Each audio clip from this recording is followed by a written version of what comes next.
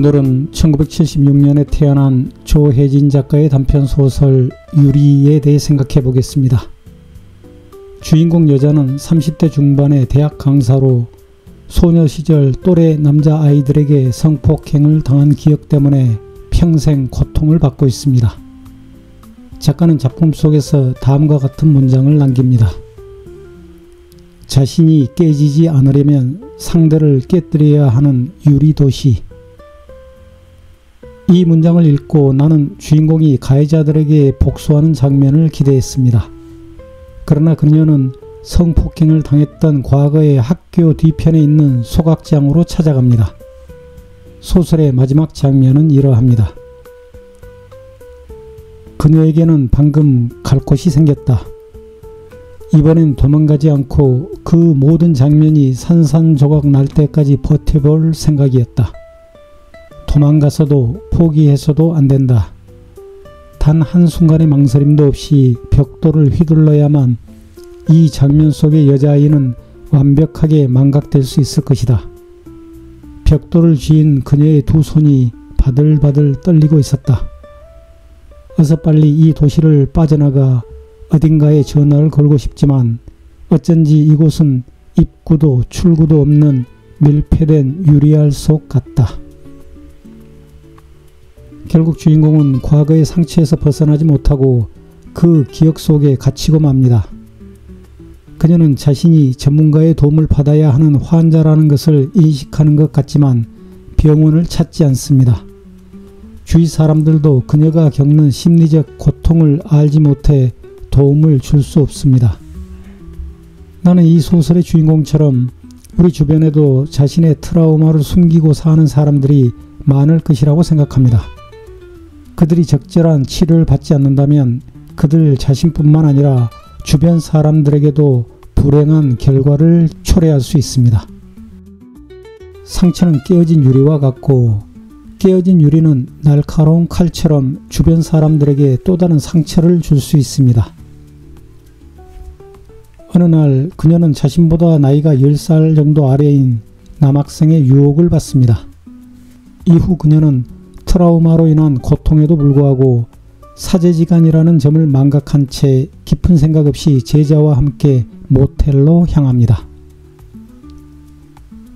이 순간의 선택으로 앞으로 꽤 긴 시간을 끊임없는 후회 속에서 소모하겠지만 아무것도 하지 않고 아무도 기다리지 않는 어제 같은 오늘보다는 후회라도 할 수 있는 하루하루가 더 인간적일지 모른다는 단순한 변명에 그녀는 한 번만 더 기대보고 싶었다. 감정이 넘치고 흘러서 주체하지 못하는 순간에 어쩔 수 없는 선택이 아니라 그저 주어진 시간을 견딜 수 없어 여기까지 온 것임을, 이제 남은 것은 스스로를 향한 모멸뿐이라는 것도 그녀는 확연하게 깨닫게 될 것이다. 조금만, 아주 조금만 더 기다렸다가 그녀는 울 생각이다.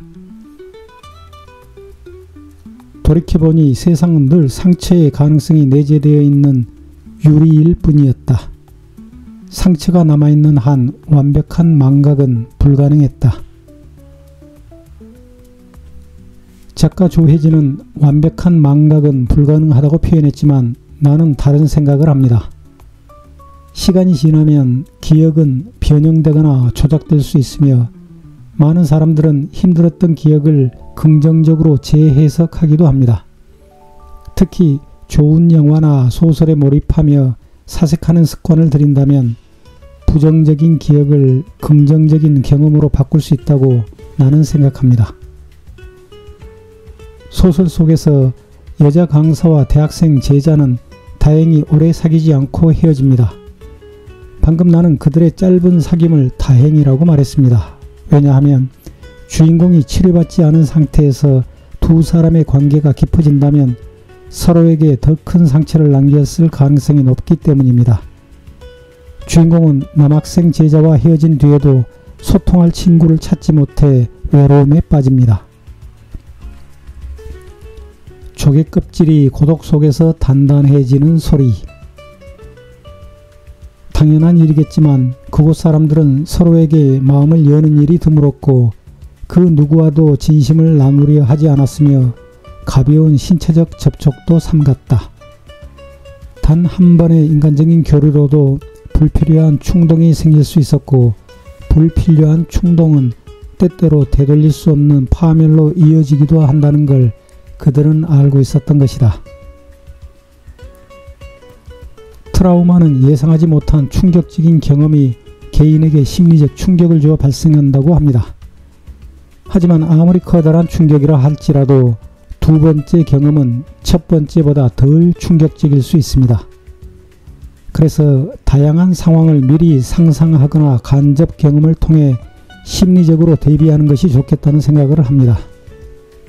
앞서 언급했듯이 좋은 책이나 영화를 통해서 다양한 감정이나 스트레스를 간접적으로 경험하고 작품 속의 주인공들과 공감하는 능력을 키워두면 예측 불가능한 상황에서도 빠르게 적응하여 심리적 부담을 줄일 수 있을 것입니다.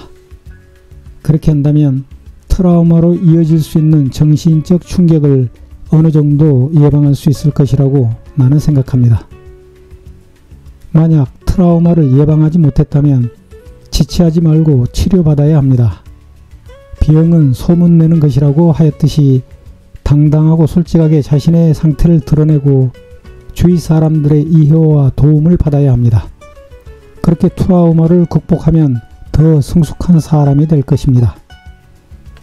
중국 작가 수수는 인생을 바르게 보는 법, 놓아주는 법, 내려놓는 법에서 이렇게 말했습니다. 모든 만물이 성장 과정 중에 아픔과 상처를 겪는다. 살아있는 것이라면 당연히 거치는 성장 수순인 것이다. 따스한 햇볕뿐만 아니라 차가운 밤과 서늘한 비가 있어야 온전하게 자랄 수 있다. 폭풍우를 거치지 않고 어찌 아름다운 무지개를 보겠는가. 아픔이 많을수록 인생이 아름다워진다. 아픔이 사람을 성숙하게 만들기도 하지만 때로는 더 허약하게 만들기도 합니다. 의료 전문가의 도움, 주위 사람들의 도움, 그리고 스스로의 노력을 통해 트라우마를 극복하여 아픔만큼 성숙해지는 아름다운 사람들에게 나는 박수를 보냅니다. 감사합니다.